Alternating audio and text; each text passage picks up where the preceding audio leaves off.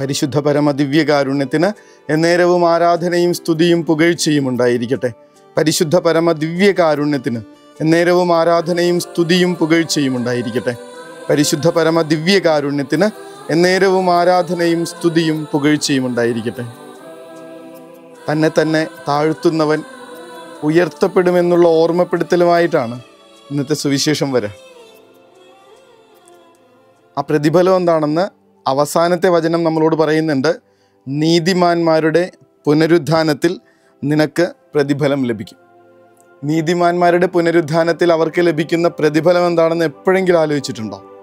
അത് ദൈവത്തെ കാണാൻ പറ്റുക എന്നുള്ളതാണ്. ഈശോയെ കാണാൻ പറ്റും. താഴ്മയുണ്ടെങ്കിൽ ദൈവത്തെ കാണാൻ പറ്റും. അതിലും വലിയൊരു അനുഗ്രഹം എന്താ കിട്ടാനുള്ളത്? നമ്മളെ തിരുപ്പിറവി ദേവാലയത്തെക്കുറിച്ചുള്ള പലതവണയുള്ള ധ്യാനം കേട്ടിട്ടുള്ളതോ. തിരുപ്പിറവി ദേവാലയത്തിൻ്റെ വാതിൽ തീരെ ചെറുതാണെന്നാണ് പറയണേ. കുനിഞ്ഞല്ലാതെ തലകുനിച്ചല്ലാതെ അങ്ങോട്ടേക്ക് കയറി ചെല്ലാൻ പറ്റില്ല. തലകുനിച്ച് കയറി ചെല്ലുന്നിടം ക്രിസ്തു ജനിച്ച ഇടമാണ്. ഇങ്ങനെ മനുഷ്യനായി പിറന്ന ആ ദൈവത്തെ കാണണമെങ്കിൽ നിങ്ങൾ തലകുനിച്ചേ മതിയാവൂ, താഴ്മയുള്ളവരായേ മതിയാവൂ എന്നാണ് പറയണേ. കർത്താവിനെ കാണാൻ വന്ന രണ്ടുപേരെ കുറിച്ച് കൂടി ഒന്ന് ഓർക്കണമെന്നല്ലാണ്. ആട്ടിടയന്മാരും പൂജരാജാക്കന്മാരും. അവരെ ജീവിതത്തിൻ്റെ ഏറ്റവും താഴ്മ കാണിച്ചുകൊണ്ട് ഇങ്ങനെ കർത്താവിനെ വണങ്ങാൻ വരുന്നത് നമ്മൾ കാണും. എന്നിട്ട് എന്താ, വേറൊരാൾക്കും കാണാൻ പറ്റാത്ത ആ സ്വർഗീയ വെളിച്ചം അവർ ദർശിക്കുന്നുണ്ട്. ദൈവത്തെ കാണുന്നുണ്ട് അവർ. മറ്റൊരാൾക്കും പിടികിട്ടാത്ത ആ ഒരു വലിയ രഹസ്യം അവരുടെ മുൻപിൽ ചുരുളഴിയുന്നത് നമ്മൾ കാണും.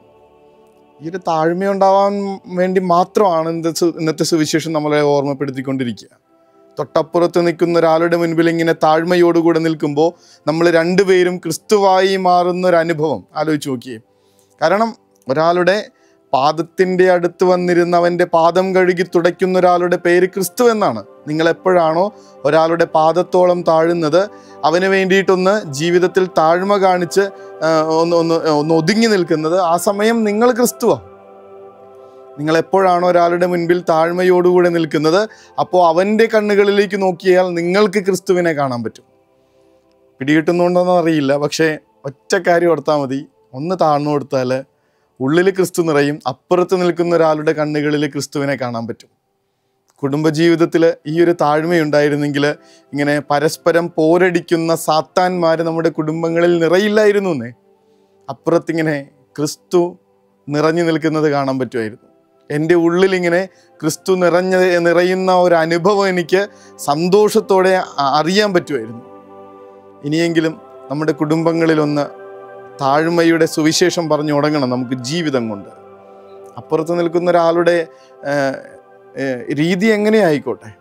ഈ ജാദു ക പപ്പി എന്ന് പറഞ്ഞിട്ട് ആ ഒരു ലഗേ രഹോമുന്ന ഭായി എന്ന് പറയുന്ന ഒരു മൂവിയിൽ പലരുടെയും ജീവിതം മാറ്റിമറിക്കുന്ന ഒരു കാഴ്ചയുണ്ടായിരുന്നേ. തന്നോട് ദേഷ്യപ്പെടാൻ വരുന്ന ഓരോരുത്തരെയും ചെന്ന് ഇയാളിങ്ങനെ കെട്ടിപ്പിടിക്കുക ഒരുപാട് സ്നേഹത്തോടെ.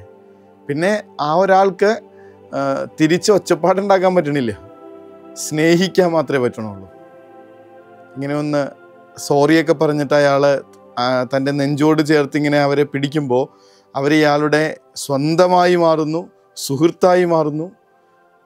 എന്തൊരു മാറ്റമാണ് നമുക്ക് ഉണ്ടാക്കാൻ പറ്റണേ. ഇത് കർത്താവ് പറയണ ഉപമ, വിരുന്നിൻ്റെ ഉപമ, ഏറ്റവും അവസാനത്തെ ആ ഒരു സ്ഥാനം തിരഞ്ഞെടുക്കാനൊക്കെ കർത്താവ് പറയണതിൻ്റെ ഓർമ്മപ്പെടുത്തൽ ശരിക്കും താഴ്മ എന്നതിനേക്കാൾ ഇങ്ങനെ പരസ്പരം സാഹോദര്യം ഊട്ടി ഉറപ്പിക്കുന്നതിനെ കുറിച്ച്. എനിക്കിരിക്കണ്ട, നീ ആദ്യം ഇരുന്നോ, നീ ഭക്ഷണം കഴിച്ചിട്ട് ഞാൻ കഴിച്ചോളാം. ആലോചിച്ച് നോക്കി, നിൻ്റെ കാര്യം കഴിഞ്ഞിട്ട് ഞാനത് ചെയ്യാം. ഇങ്ങനെയൊന്ന് മാറിക്കൊടുക്കലുകളും സ്നേഹപൂർവ്വമുള്ള ഒന്ന് മനസ്സിലാക്കലുകളും ചേർത്ത് പിടിക്കലുകളൊക്കെ ആയിട്ട് നമ്മുടെ കുടുംബം എത്ര ഭംഗിയായിട്ട് മുന്നോട്ട് പോകും. നമ്മൾ ഒന്ന് സ്വയം താഴാനായി മനസ്സ് കാണിക്കുമ്പോൾ ഉയർത്തപ്പെടുന്നത് നമ്മൾ മാത്രമല്ല, നമ്മുടെ കുടുംബം മുഴുവനാണ്.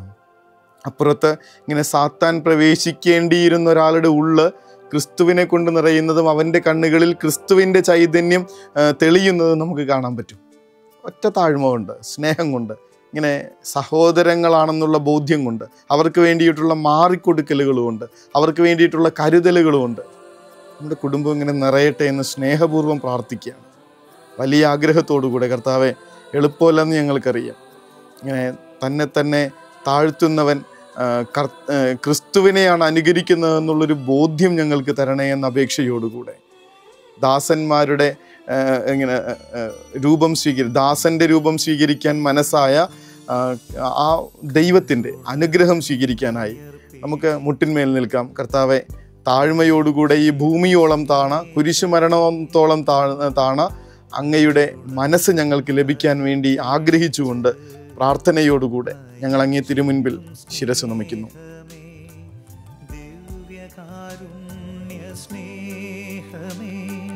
പരിശുദ്ധ സ്നേഹമേ,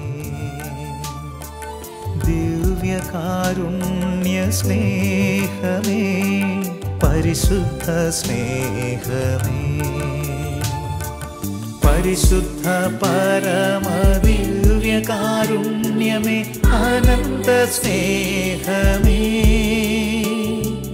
പരിശുദ്ധ പരമദിവ്യകാരുണ്യമേ, അനന്ത സ്നേഹമേ. പരിശുദ്ധ പരമദിവ്യകാരുണ്യത്തിന് എന്നേരവും ആരാധനയും സ്തുതിയും പുകഴ്ചയും ഉണ്ടായിരിക്കട്ടെ.